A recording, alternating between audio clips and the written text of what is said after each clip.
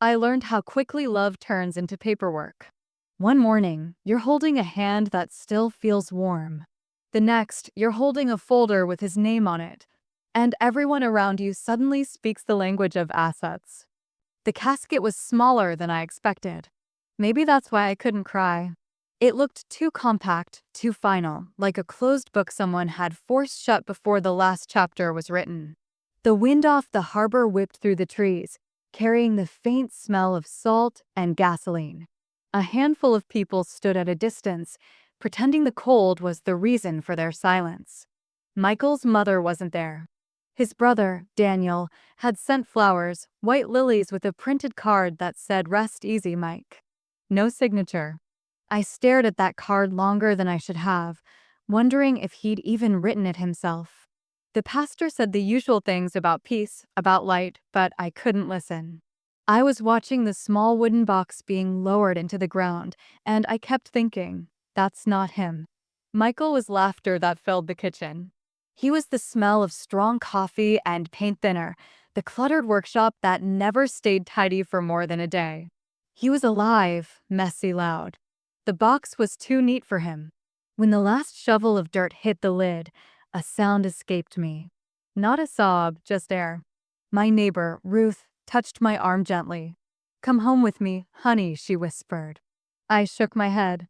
I needed to stand there a while longer to convince myself it was real. That was when my phone buzzed. A message from Daniel. "We'll need to talk soon about the trust. Mom's worried things weren't handled properly. Let's keep it civil." I remember staring at the words until they blurred. The funeral wasn't even over, and already there it was, the shift. The invisible line between grief and calculation. Between love and money. I slipped the phone back into my coat pocket and stepped closer to the grave. The earth was uneven, dark, and cold. I took off one glove and placed a small stone on top of the mound, a smooth gray pebble we'd picked up from the beach last summer. It felt like the right thing to leave behind. "I'll take care of it," I whispered. "I promise." Then I turned toward the car, the message still burning in my pocket, and the first gust of winter rain caught me full in the face. That was the moment I understood. The hardest part wasn't losing him. It was everything that would come after. The morning after the funeral, the house felt too big. Every sound echoed, the kettle clicking off, the floor creaking, the seagulls crying outside. I moved slowly through the rooms, touching things just to remind myself they were still there. His jacket hung on the back of the chair by the window. The scent of cedar and paint still clung to it. I pressed my face into the fabric until the ache in my chest became unbearable. Then the doorbell rang. A courier, polite and brisk, handed me an envelope. From Whitman and Hale, attorneys. The name sounded expensive. I waited until he'd gone before opening it. Inside was a letter on heavy cream paper. "Dear Ms. Reed, please contact our office regarding the administration of the Michael Bennett Living Trust. There appear to be unresolved matters requiring your immediate attention. Sincerely, Thomas Whitman, ESQ." Unresolved matters. I stood in the hallway, reading the words over and over as if they might rearrange themselves into something kind. They didn't. Later that day, Ruth came by with soup and her usual soft insistence. "You need to eat," she said, setting the pot on the stove. "You look like you've been punched." I laughed, one of those brittle sounds that break before they finish. "They're already circling," I told her, sliding the letter across the counter. She read it once, then twice, frowning. "Didn't Michael make it clear that everything was to go to you?" "He did," I said. "But what's clear to one person is negotiable to another, especially when money's involved." The soup simmered, filling the kitchen with the smell of thyme and garlic. I thought of Michael at this same stove, humming to himself, talking about how his brother would never forgive him for moving east. "He thinks I ran away," he'd said once. Maybe I did. That afternoon, I opened Michael's desk drawer. Inside were receipts, sketches, notebooks, and one thick binder labeled estate documents. His handwriting was careful, methodical. Everything was tabbed: accounts, property, trust instructions. And tucked in the back, a note in his messy scroll. If they make trouble, talk to Sam Carter. He'll know what to do. Sam Carter. I hadn't heard that name in years. A lawyer friend from Boston, I think. The one who'd helped Michael set everything up. I dialed the number written beside the note. A calm voice answered, Carter and Associates. When I gave my name, there was a pause. Then a gentle sigh. I was wondering when you'd call, Sam said. I'm sorry about Michael. But yes, we need to talk. There's been movement on the other side. I closed my eyes. Of course there has. Outside, the sky had turned gray, and a light drizzle was beginning to fall. The kind of rain that seeps into everything slowly, quietly, until you realize you're soaked through. That evening, I poured myself a glass of wine, sat by the window, and opened my laptop. The first email in my inbox was from Daniel Bennett. Subject line, Trust Clarifications. I didn't open it. Not yet. Instead, I clicked on a blank document and typed the first line. For the record, this is how it began. They suggested the coffee shop because it was neutral, a place where people pretended business could be handled amidst the hum of espresso machines and the clink of ceramic. Daniel picked the small table by the window. He looked smaller than I remembered, like someone had shaved the edges off him. He had the same close-set jaw that Michael used to joke about. Family resemblance means we both chew with drama. Today his jaw was tight. I'm glad you could come, he said before we sat. His voice had that practiced, even quality of someone who'd rehearsed kindness in a mirror. On the table between us, he set a thin blue folder with the trust company's logo. The paper inside made a quiet flap when he adjusted his fingers. I knew by then how a folder could look like armor. Thanks, I said. I wasn't sure I'd be up to company today. Daniel's eyes flicked to my hands, still pale from the chill of the cemetery, and then back to his folder. We just wanted to discuss what's practical, he said. Mom's worried about immediate expenses, managing the workshop, things like that. You know, you're grieving. It might be easiest if we took on administration for a bit. We can make sure bills are paid, we can get the workshop insured and maintained. There it was, the charitable offering, wrapped in the language of care. For a bit, he said, as if grief had a neat expiration date. As if for a bit meant until we're bored. I felt 100 small indignities form into a single burn. Michael made his wishes clear, I said quietly. The trust is in his handwriting. He trusted me. Daniel's mouth tightened. We know he trusted you. But legal things get messy. Mom, he stopped. I didn't need him to finish. I imagined layers of conversation between them, the long shadow of shared history, the rehearsed grievances. This isn't personal, he added. It's protection. For everyone. Daniel looked wounded, and I hated myself for that. No. Protection from complications.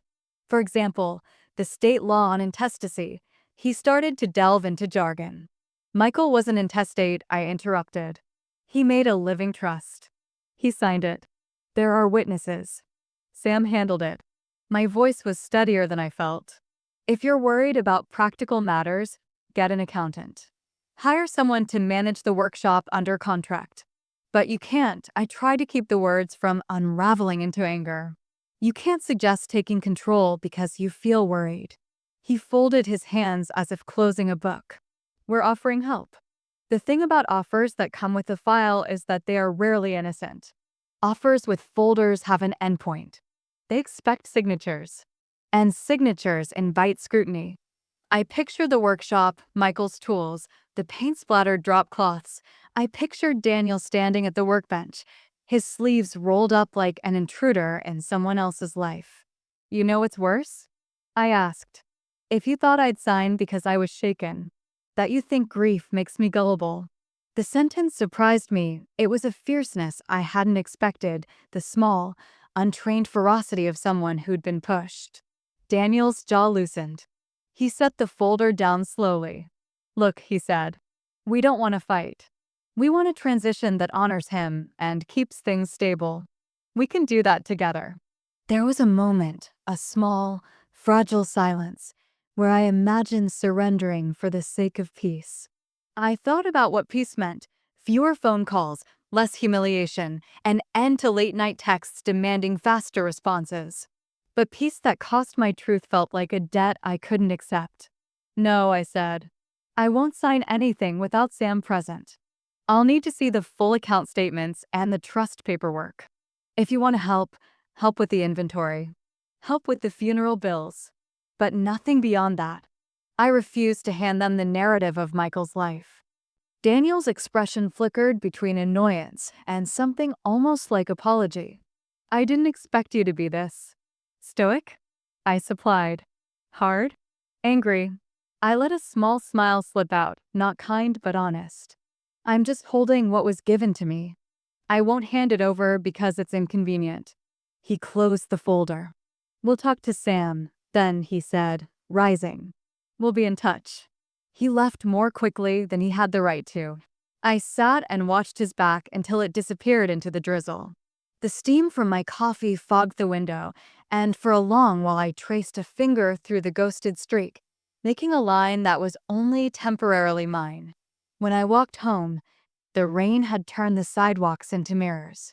I thought of Michael in his workshop, humming off key, forever convinced the world would look better with one more coat of blue paint. I thought of the trust binder in his desk and the note with Sam's name. The day had sharpened itself into an either/or. Either I let them reframe his legacy, or I learned to be ruthless about small things, paperwork, witnesses, timestamps. Neither option felt like a victory. Both felt like survival. That night I sat at the kitchen table with his binder spread out like a map. The house was full of things that meant Michael. The grief was still raw, but beneath it something practical began to grow. Paperwork loves attention. It rewards those who look closely. I decided that if people wanted to speak the language of ledgers, I would learn it well enough to answer them back. Sam's office smelled of old books and lemon oil, comforting in a way that legal realities are rarely allowed to be. There was a tall window that looked out over a narrow street of brick storefronts and sunlight, when it managed to find a break in the clouds, pulled on the leather chairs like a spotlight. Sam Carter was older than the man in Michael's note had sounded. His hair was threaded with gray. His hands were steady. He shook my hand with the kind of grip that conveyed competence rather than sympathy. "Eleanor," he said simply. "I'm sorry." We talked for hours and in practical bursts. Sam laid out the basics with the precision of someone who'd seen these small wars before. Living trusts are generally strong, especially when properly executed, but families can complicate matters. They can question capacity, allege undue influence, or file for temporary conservatorship to gain control of assets while the probate mess unfolds. Conservatorship is ugly, Sam said. It's also fast. If they file emergency petitions, the court can appoint someone to manage affairs pending a hearing. You don't want that. It's expensive, invasive, and humiliating. He looked at me. We need to build a paper trail so it's obvious Michael was lucid and deliberate. He recommended immediate steps. Secure the original trust document in a safe place. Get official copies of the medical records from the hospital. Collect witness statements from neighbors and friends who could attest to Michael's capacities and the nature of his decisions. Inventory the workshop and the accounts, and freeze any transfers that seem suspicious. He also urged me to change passwords on shared financial accounts and to notify the banks that an attorney was representing me. Who will testify on your behalf? Sam asked. I thought of Ruth, the neighbor who'd brought soup and knew how Michael insisted on an extra cup of coffee in the mornings. I thought of Lena, the nurse from the hospice who'd sat with him the night before and had a blunt way of speaking about dignity. I thought of my sister, Claire, who lived 3 states away but knew exactly how I arranged my life. Ruth, I began, and then I added Lena. Claire, maybe, and a few people from the publishing house who knew about their estate conversations. Sam nodded. Good. Witnesses that corroborate the timeline of his wishes are powerful. Then he leaned forward, and I felt the conversation shift from the abstract to the tactical. You must also think about optics, he said. Courts care about facts, but judges are human. If they see opportunistic behavior, family members suddenly appearing at the courthouse with nervous questions that can influence discretionary decisions. How do I keep from becoming the angry, lonely woman in the papers? I asked, half jesting, half terrified. Sam smiled, not unkindly. You don't control everything, but you control how you show up. Keep your evidence organized, be punctual with filings, and let the facts speak. We'll draft a clear, factual affidavit that outlines Michael's decision-making and his expressed wishes. We'll request expedited consideration if they file frivolous emergency measures. We scheduled a list of immediate actions. Sam said he'd contact the trust company to put a temporary hold on distributions until he could confirm the validity of the trust. He'd also prepare the motion to oppose any emergency conservatorship. We'll be proactive, he promised. Hearing that word felt like a small comfort. Proactivity is a kind of armor. Before I left, Sam handed me a small stack of forms and a checklist written in his tidy, efficient hand. Start with these, he said. Get those hospital records. Talk to Lena. Make a list of every conversation you had about the trust, dates, places, witnesses. Don't try to reconstruct everything from memory. Write what you remember now while it's fresh.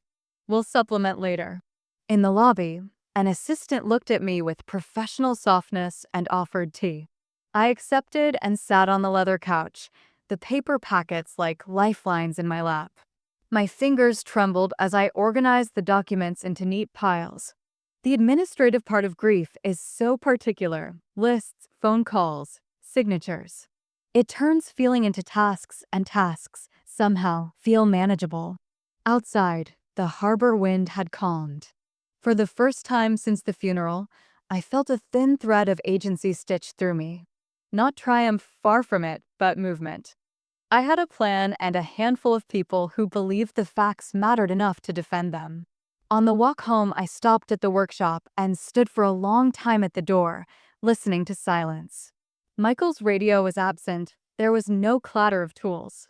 But his workbench caught the light, and for a minute the sawdust looked like a map of the life he had made. I made a promise to him then, a practical, grinding promise, the kind that couldn't be whispered in a church or folded into a card. I would not let his life be simplified into a ledger by strangers. I would document, I would file, and I would speak for him in the language courts understand. That night, I called Ruth and Lena and Claire. Their voices on the other end of the line were solid, ordinary, human. They didn't offer platitudes. They said, "Tell me when. I'll be there." Those small confirmations, friendship with logistics attached, felt like armor too, quiet and utterly necessary. Grief has a strange rhythm. In the mornings, it's heavy and slow, like wading through fog. By afternoon, it turns brittle, restless. That restlessness became my engine. Sam's checklist lived on the kitchen counter, next to Michael's old mug. Every day, I ticked a line. Ballot box would check hospital records requested. Ballot box would check witness statements drafted. Ballot box would check bank notifications sent. Ballot box would check workshop inventory photographed. I learned to measure progress not in feelings, but in folders. Paperwork became my form of prayer. Ruth came over most evenings, bringing sandwiches and gossip to keep me sane. "You're turning into a detective," she said once, watching me label files with sticky notes. "Detectives have clues," I answered. "I just have memories." Still, the memories were precise. I could recall the last time Michael signed anything, how he joked about his messy signature, then looked at me and said, "There. Now you'll never have to explain what we meant to each other." That sentence, casual at the time, became my anchor. Lena, the hospice nurse, met me at a cafe near the hospital. She had short hair, strong shoulders, and the calm of someone used to endings. "I remember him perfectly lucid," she said. "He asked detailed questions about medication schedules. He signed consent forms himself. You'll want those copies. They're time-stamped." She sipped her coffee, studying me. "You're holding up better than most." "I'm too angry to collapse," I said. "That's a kind of strength," she replied. "Don't waste it on hating them. Use it to build your wall." Her advice echoed later when I sat at Michael's desk sorting receipts. Among them, I found a small folded page, a note written to himself, maybe weeks before he died. If it comes to it, Ellie will know what to do. She always sees through fog. I pressed the paper to my chest. There's a point in mourning when the person feels both gone and vividly present, as if they're leaning over your shoulder, approving your persistence. Michael's handwriting was that presence. By the end of the week, I had 4 binders. Health records, showing he was alert and oriented. Witness statements, Ruth, Lena, 2 coworkers from his art supply shop. Financial ledger, proof that every transfer he made was voluntary. Correspondence, emails where he referred to the trust as our plan. Sam reviewed everything on a video call, nodding through each page. "This is excellent," he said. "Documentation is oxygen in court. Now we wait for them to make the next move." But waiting was another kind of war. Every ring of my phone made my chest tighten. One night, I dreamed I was drowning under piles of envelopes, each stamped urgent. In the dream, Michael stood above the water, saying, "It's just paper, Ellie. Just paper." Except, in real life, paper decides everything. It came on a Thursday morning. I was watering the plants when someone pounded on the door, 3 sharp knocks, official and cold. When I opened it, a man in a navy jacket handed me a thick envelope. "Service of process," he said, before I could speak. The envelope felt heavier than its weight. Inside was a petition, Daniel Bennett et al. Versus Eleanor Reed, filed in county probate court. The words temporary conservatorship glared at me like a bruise. I sat down on the stairs, the papers trembling in my lap. It was exactly as Sam had predicted. They were trying to prove I was emotionally compromised and unfit to manage the trust. They wanted control over the estate until a neutral administrator could review everything. Neutral, meaning Daniel's lawyer's golfing partner, probably. When I called Sam, my voice broke on the second word. He listened without interruption. "All right," he said finally, calm as a surgeon. "We'll respond within 48 hours. They're banking on intimidation. Don't give them the satisfaction." His tone steadied me. "I'll draft a motion to oppose and request an expedited hearing. You'll need to be there, of course." That night, Ruth stayed over. She brought her old dog, Percy, who insisted on sleeping beside my bed like a tired guard. "They're vultures," she said softly. "They're family," I corrected. "Same thing sometimes." I lay awake, staring at the ceiling. What hurt most wasn't the lawsuit, it was the confirmation of how quickly love curdled into suspicion. The people who'd sent polite condolences now framed me as unstable. Words like grief-stricken, unreliable, emotionally fragile dotted the documents like stains. The hearing was set for the following Wednesday. Sam met me outside the courthouse, briefcase in hand. "Stay calm," he said. "Answer directly. Don't embellish. Judges respect clarity, not drama." Inside, the air smelled of old carpet and fluorescent light. Daniel sat across the room with his lawyer, a smooth, young man who looked barely old enough to rent a car. Their eyes slid over me like I was an inconvenience. When the judge entered, everything became procedural: motions, exhibits, declarations. I watched my own life unfold as paragraphs and exhibits. Exhibit C, text messages from Ms. Reed referencing financial stress. I wanted to shout that those messages were about rent, not greed. But Sam's quiet hand on my arm kept me grounded. Then Lena took the stand. Her testimony was calm, factual, devastatingly clear.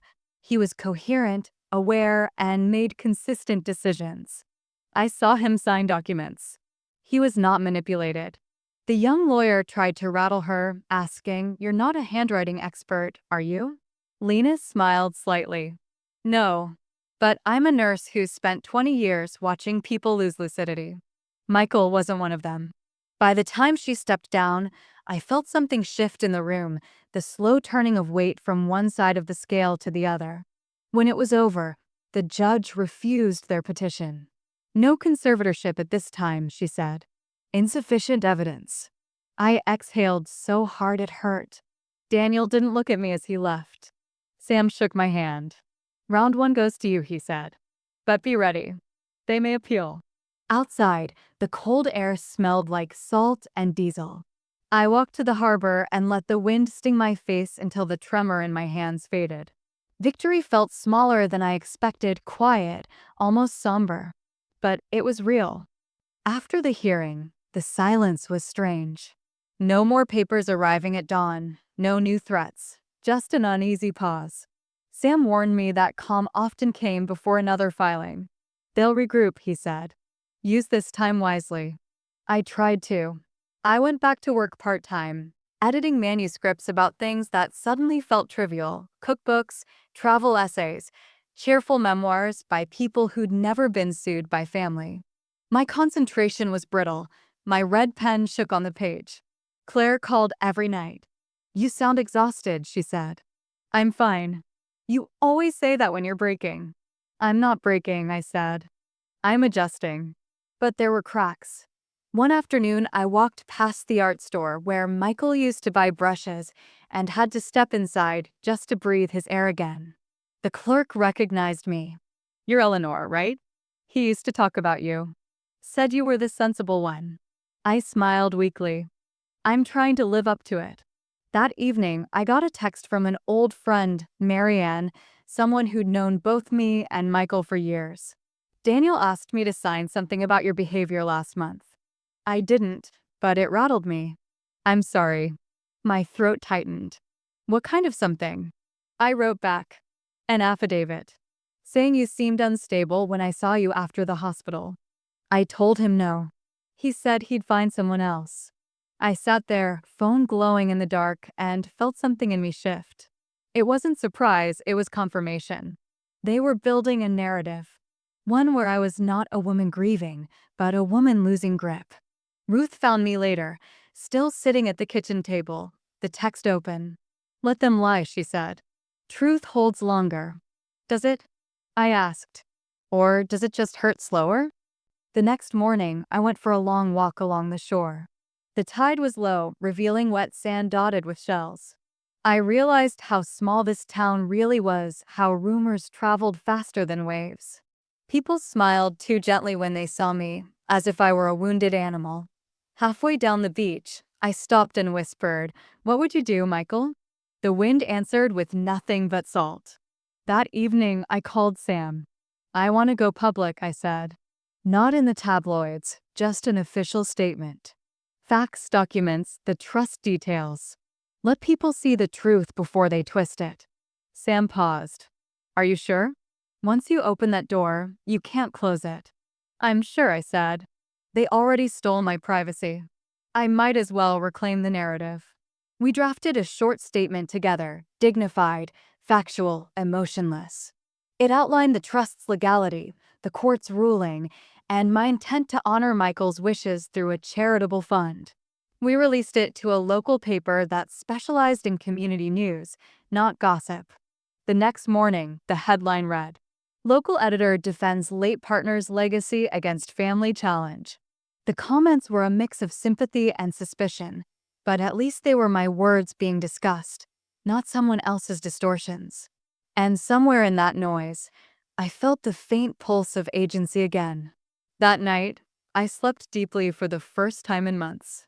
No dreams of drowning, no knocking at the door, just the sound of the sea outside and the quiet conviction that maybe, finally, I had stopped apologizing for surviving. When the notice for the main hearing arrived, I didn't feel fear, just fatigue sharpened into focus. Sam called it the long round.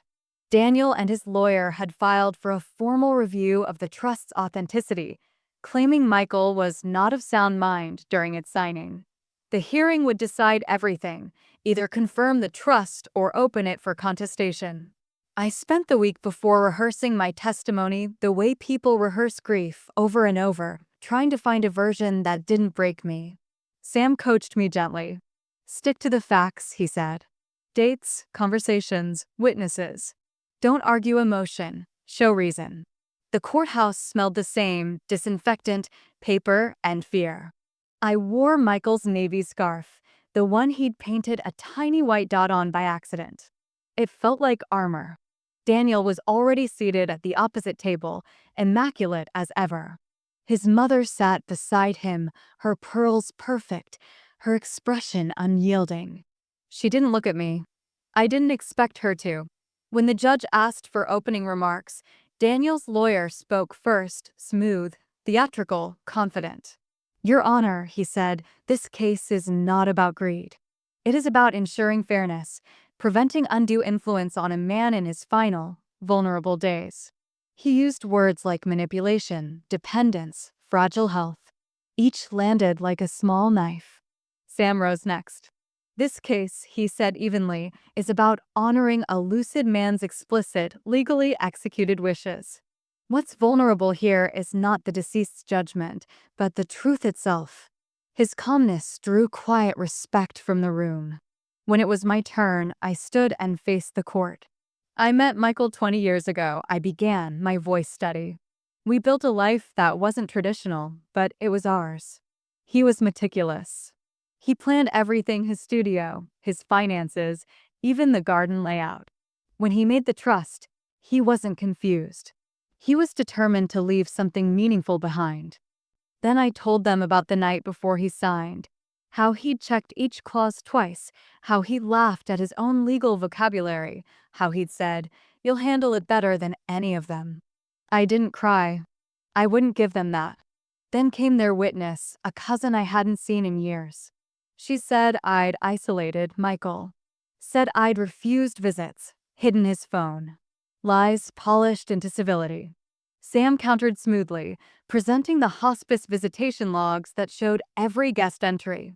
He also introduced printed emails between Michael and his family, polite, distant, and initiated by him. He wasn't isolated, Sam said. He was selective. The tension in the room shifted when Ruth took the stand. Her testimony was simple. "I live next door," she said. "I saw them every day. If love counts as influence, then yes, Eleanor influenced him. But not the way they mean." Laughter rippled briefly through the court. Even the judge smiled. Then Sam produced the surprise I hadn't known about, a short video clip found on Michael's old laptop. He'd recorded it 2 weeks before his passing, talking about his art projects. In it, he mentioned the trust casually. "Ellie thinks I'm overdoing the paperwork, but I want her to have no doubts about what I want." His voice filled the courtroom, alive, warm, unmistakably clear. When it ended, the silence was profound. The judge adjusted her glasses, made a few notes, and finally said, "I've heard enough." She ruled that the trust was valid, that Michael had full mental capacity, and that all claims of undue influence were dismissed. The gavel fell once, sharp, final. I didn't cheer. I just exhaled, like letting go of months of held breath. Daniel stood motionless, staring past me as if the air between us had become solid.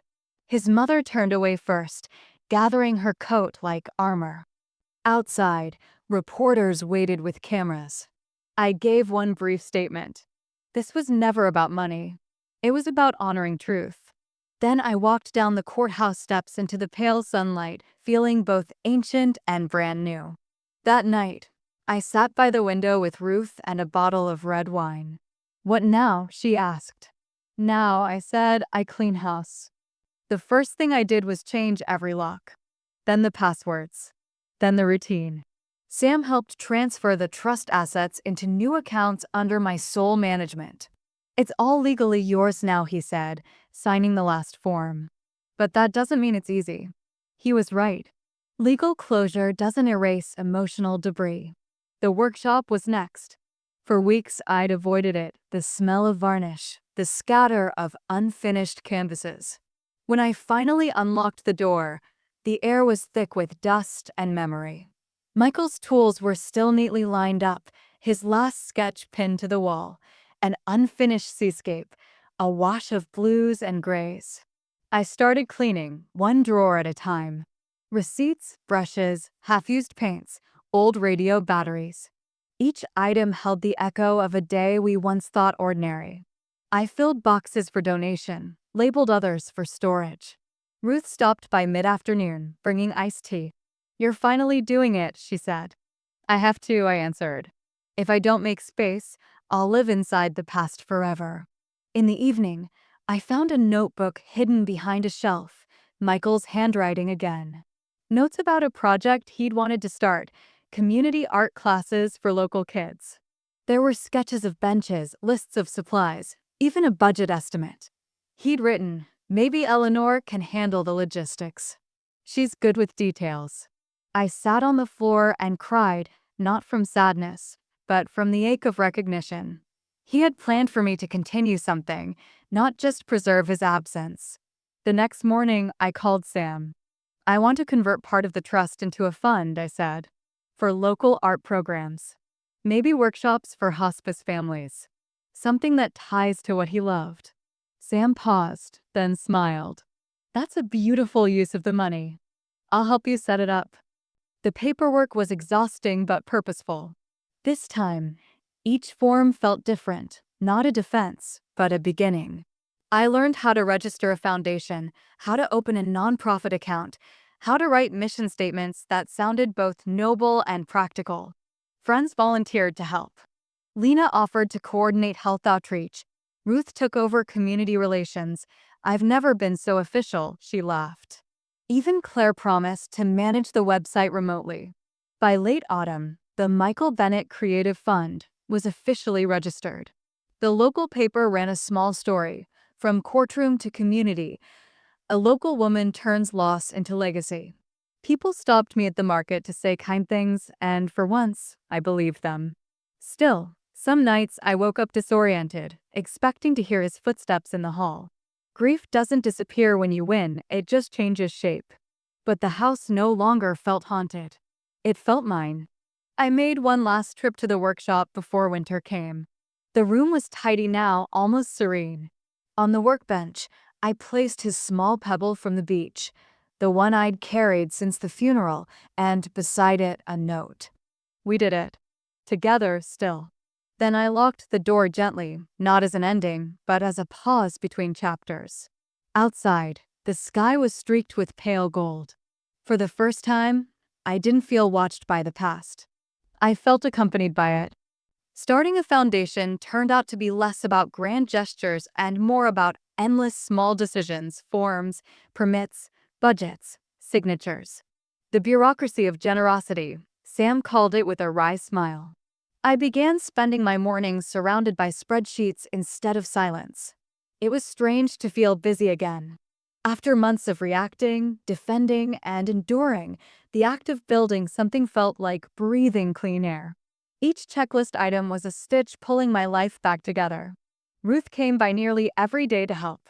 "If Michael could see you now," she said, proofreading a grant proposal, "he'd say you're bossing the world around in his name."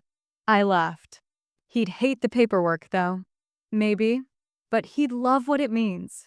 The first goal was modest: fund weekly art classes for hospice families, patients, caregivers, children learning to draw beside someone fading away. I wanted to create a place where grief didn't have to whisper. Lena introduced me to the director of the local hospice center, a warm woman named Isabel. We met in her cluttered office one drizzly Tuesday. "Art therapy's been on our wish list for years," she said, flipping through my proposal. "You're offering to fund it entirely?" "For the first year, yes," I said. "After that, I hope to sustain it with small donations." Isabel looked up, eyes kind but assessing. "You've turned your loss into something generous. That takes courage." "No," I said softly. "It takes anger." Courage came later. We shook hands, and just like that, the program was born. The first session was held in a bright, sunlit room that smelled faintly of turpentine and fresh coffee. 6 participants showed up, 2 elderly patients, 3 family members, and 1 quiet teenage girl who came clutching a sketch pad like a shield. Ruth handled registration. Lena helped arrange tables. I brought cookies, the most nurturing thing I could think of. When the session began, Isabel asked me to say a few words. I hadn't prepared anything. I stood awkwardly by the window and said, "Art was how Michael made sense of the world." Maybe it can help us make sense of what we lose. Then I stepped aside. Watching them paint was oddly humbling. Their faces softened, their movements tentative at first, then freer. The teenage girl drew an ocean wide, unending, streaked with gray. I wanted to tell her it looked like hope disguised as weather, but I stayed quiet. By the end of the afternoon, the room buzzed with gentle conversation. People were comparing colors, sharing brushes, laughing in small bursts that sounded like the first thaw after a long winter. That evening, I stayed behind to clean the tables. Isabel came up beside me. "You did a good thing today," she said. "We did," I corrected her. "Michael, too." She smiled. "He'd be proud." Driving home, I felt something I hadn't felt in a year: lightness. Not joy, exactly, but a kind of balance, as if the world had shifted 1 degree back toward right. At home, I made tea and opened the Foundation's new inbox. There were already 3 messages, one from a local artist offering to volunteer, one from a family asking about eligibility, and one from Daniel. I froze before opening it. The subject line read, "Congratulations." The message itself was brief. "I saw the article about your foundation. Mom won't admit it, but she's impressed. Maybe this is what he would have wanted." D. For a long time, I just stared at the screen. No anger, no relief, just the quiet recognition that some wars end not with apologies, but with exhaustion. I replied with a single line. "Yes, it is what he wanted." Then I shut the laptop, turned off the lights, and let the darkness settle around me, not as an enemy this time, but as company. The next morning, sunlight spilled through the curtains, and I realized I'd slept without dreams. It felt like the beginning of a new kind of morning, one that moved forward instead of circling back. The Foundation had a waiting list within weeks. Local schools wanted to collaborate. Volunteers kept signing up. Each conversation, each new idea felt like another thread weaving Michael's name into something permanent and alive. And for the first time, I stopped counting the days since he'd gone. I started counting the ones I'd made count. By spring, the Foundation had become part of the town's rhythm, a quiet pulse of color and kindness running beneath everything else. Every Thursday afternoon, the hospice's art room filled with brushes, laughter, and the soft rustle of paper. The first time I saw the volunteers setting up without waiting for my direction, I realized the project no longer depended on my grief. It had begun to breathe on its own. Still, I went every week. Not to supervise, but to remember. Ruth always arrived first, wearing her ridiculous wide-brimmed sun at even indoors. She'd unpack cookies and gossip about neighbors as if the world hadn't cracked in half a year ago. "You're still too serious," she told me once, wiping paint from her hands. "Smile, Ellie. You're allowed." I tried. Slowly, my smiles stopped feeling like borrowed expressions. Lena handled the participants with her steady nurse's warmth. She'd kneel beside them, listen, and somehow coax the stiffest fingers into motion. "There," she'd say gently. "It doesn't have to be pretty. It just has to be yours." There were moments so small they might have gone unnoticed to anyone else. Like when old Mr. Hawkins, who'd barely spoken for weeks, painted a crooked sailboat and said quietly, "That's my wife and me." We never could steer straight. Or when the teenage girl from the first session, Sophie, handed me a watercolor of the ocean with a single red kite flying above it.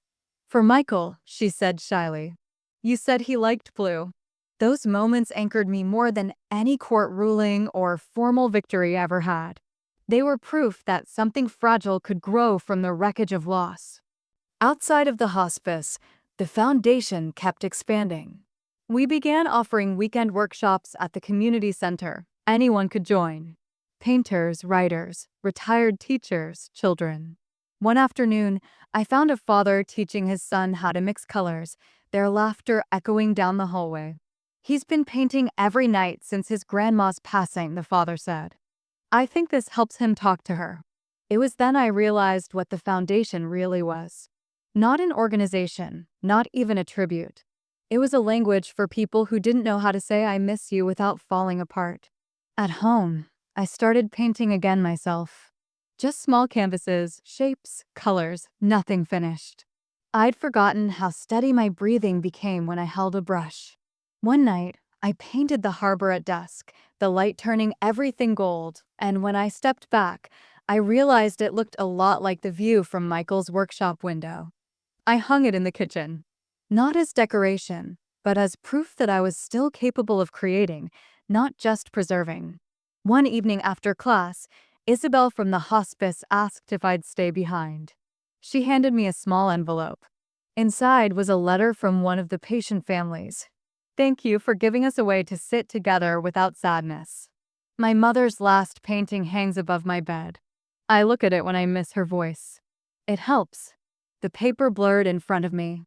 I folded the letter carefully, tucked it into my notebook, and said the only thing that made sense. I think this is what healing looks like. That night, Ruth and I walked home along the shoreline.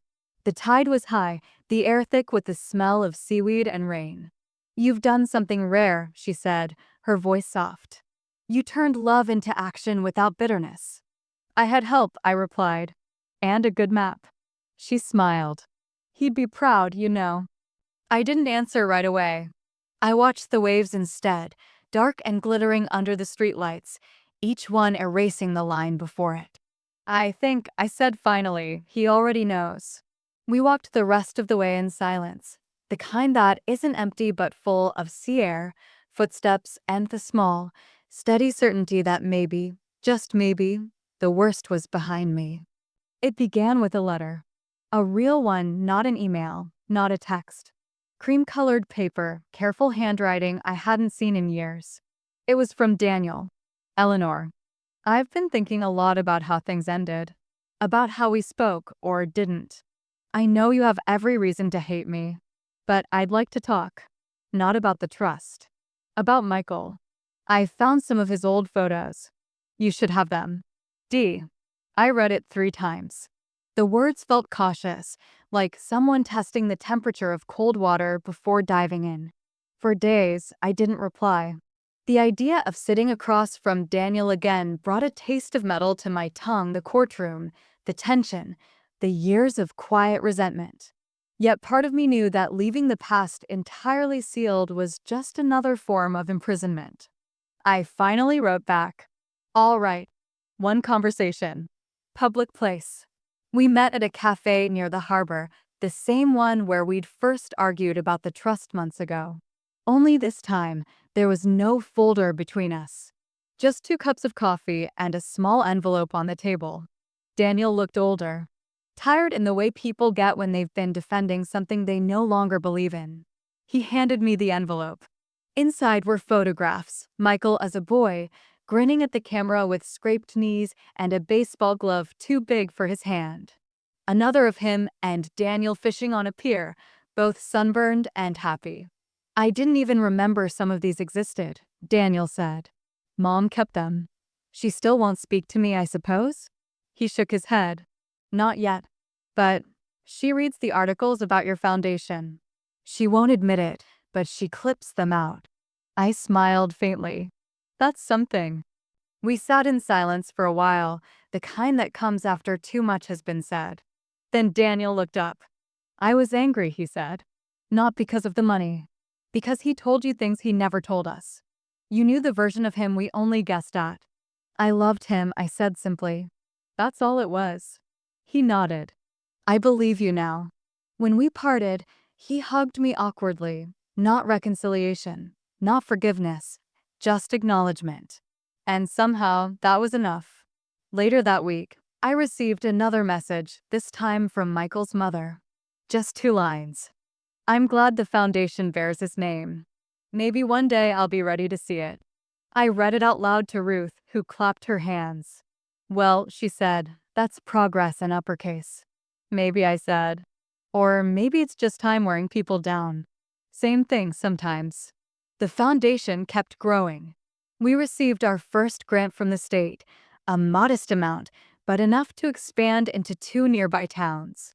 Sophie, the teenage girl who'd once painted the red kite, now volunteered as an assistant. Watching her laugh with new participants made something in my chest unclench. But peace is never total. Some nights, I still dreamed of courtrooms, of Michael's voice echoing from that video. Some days, guilt crept in for surviving, for smiling, for building a life that no longer included him in flesh. One evening, I found myself standing in the workshop again. Dust motes drifted through the last light. On the wall, Michael's unfinished seascape waited, exactly as he'd left it. For months I'd thought about completing it, adding the last strokes of color, signing his name beside mine. But every time I lifted a brush, something stopped me.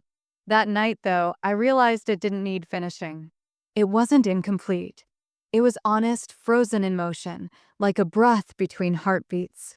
I whispered, "You're still here," and left the canvas untouched. Weeks later, I received an invitation to a local arts fundraiser. They wanted to honor the foundation's contribution to hospice programs. When they called my name to speak, I hesitated. Public attention still felt foreign. I walked to the stage, hands trembling slightly, and said, "I didn't create this foundation to be remembered. I created it so others wouldn't be forgotten."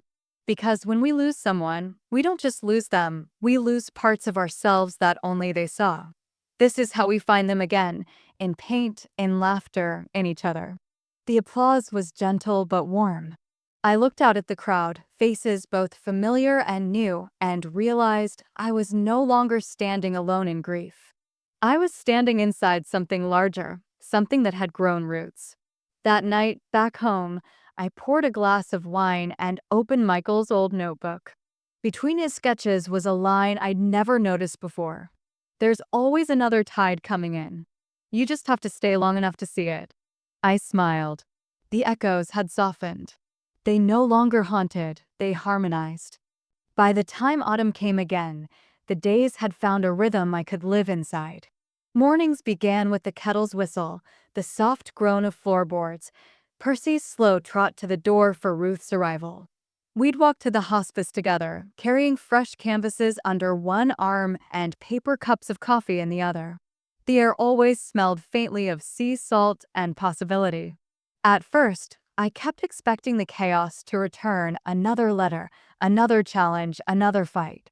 But none came. The silence stayed, not as a warning this time, but as a kind of grace. The foundation had grown beyond me.